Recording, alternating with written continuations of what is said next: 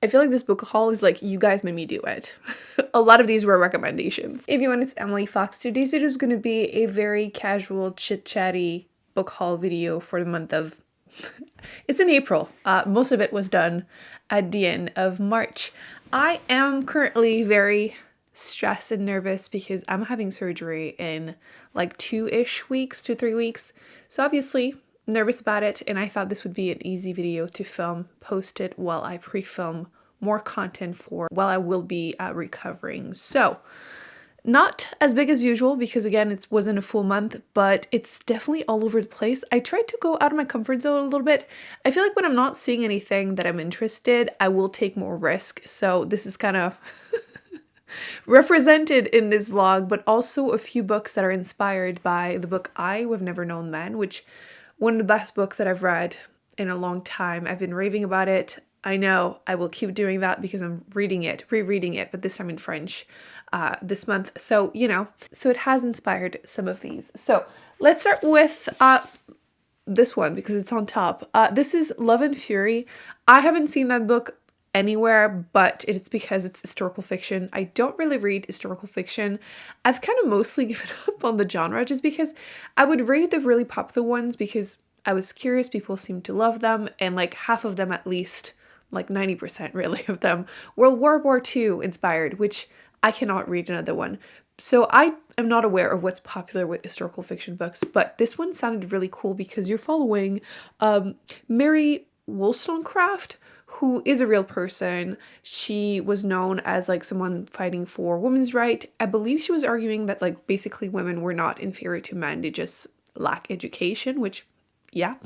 But you're following her story through the eyes of her daughter, who was Mary Shelley, the author of Frankenstein. So I thought it was really cool. I have no idea how I'm going to feel about it because like I said, I don't read a ton of historical fiction, but I feel like that sounds right up my alley. The reviews were positive. Apparently the writing is great. So we'll see. I'll admit, I did grab it because of the cover. You know, it catches your eye. So yeah, I'm excited to try it whenever I'm in the mood for some historical fiction that doesn't involve World War II. I can't be the only one. Like, I feel like it's just such a cheap shot at this point because, of course, I'm going to find it sad because the Holocaust was awful, of course. Anyway, the second one I got because I read another book, actually. It's still on the floor. I need to clean up. I read this book by Elizabeth Moon, which is Remnant Population. Really enjoyed it. Kind of a strange first contact with aliens, but it was good. It was good. But a few of you mentioned that she's actually a fantasy author. She writes a ton of them, and you had been reading her books, so I've been keeping an eye out for some of her books, and I found this one. I would have never picked it up if it weren't for this author, because first of all, the title, Sheep Farmer's Daughter. Apparently they've been doing that for a long time. I feel like nowadays it's mostly like mystery thrillers that are like all wife, woman. Which one am I missing? There's another one. Anyway, it's always, you know, some type of that.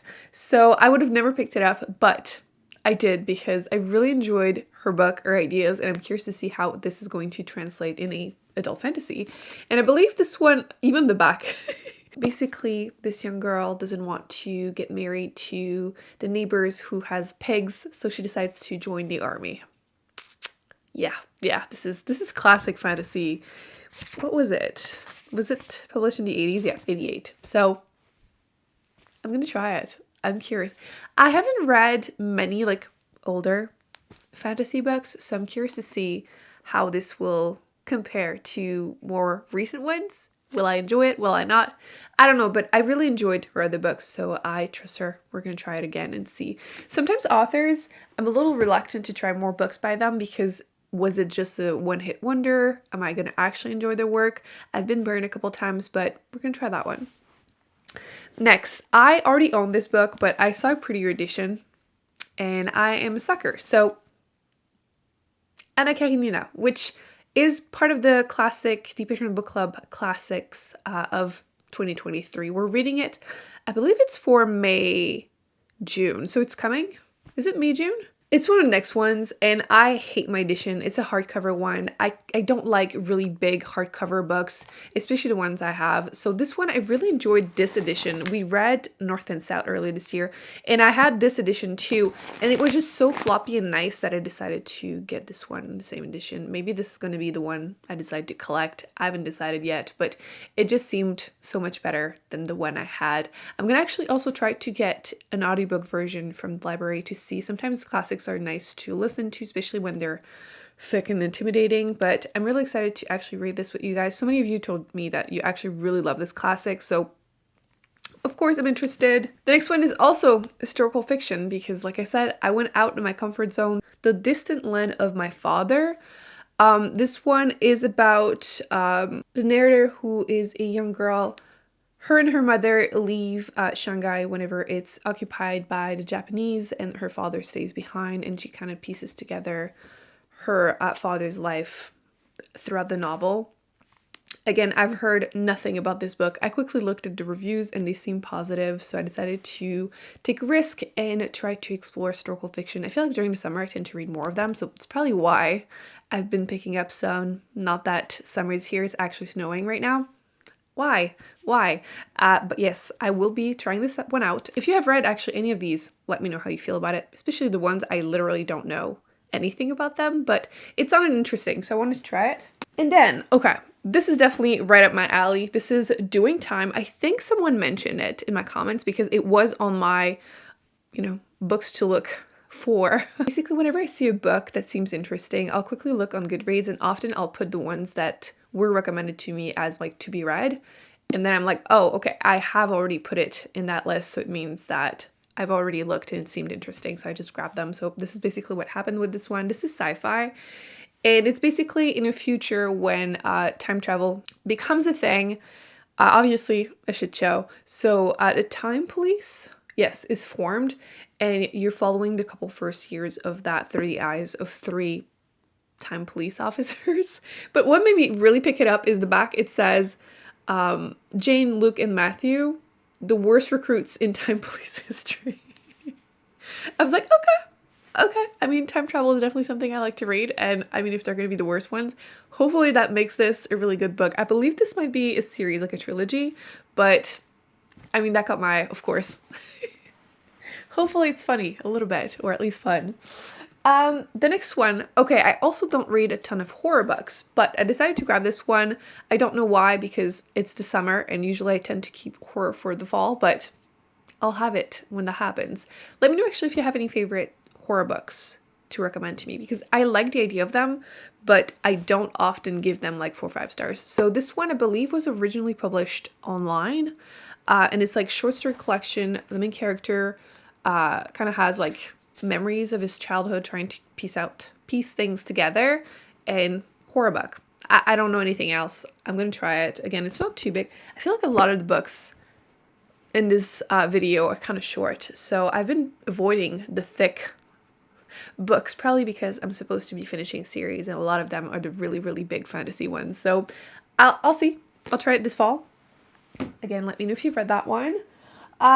Okay, the rest is a bunch of books that were basically recommended by you because I mentioned how much I liked I Have Never Known Men, and I was desperately trying to find anything and everything that even sounds remotely like it, and I'm going to be reading them, and then eventually I'll do a video, or maybe I'll do like, if you like this, try that. I've done some in the past. They're fun, so I'm preparing, with all of these. Hopefully some of them give me vibes. So the first one is this one. It's in awful condition, but I had to grab it when I saw it. This is called A Door into Ocean. And if I remember correctly, oh my, they used to do that, huh? Giant pictures of authors on the back. I have one by Stephen King, and it's horrifying. It's like legit his whole face, the whole thing. Anyway, this one, I think it's because it's like a society solely centered around women. Actually, 2 of the books in here are that. It's probably why people were recommending them as something similar to I Who Have Never Known Men. So this one is women are living on a different planet that is like just ocean, which is giving me vibes of that movie.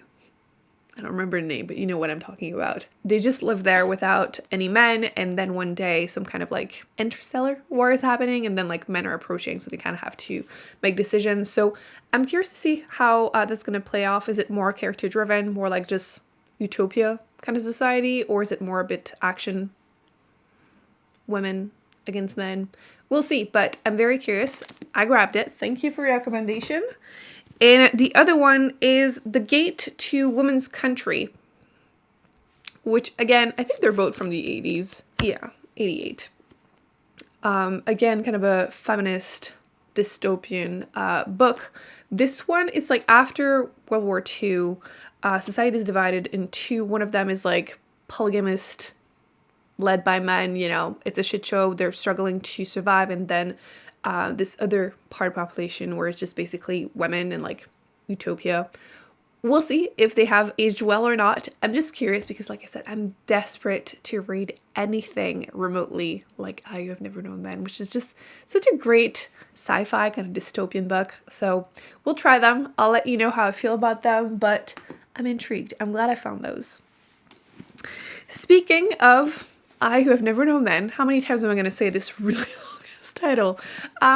I grabbed 3 more books by the author. I have a used bookstore not too far from me, and I asked them to get their hands on some of these, and they obliged. I'm very, very happy about it. So I have 3.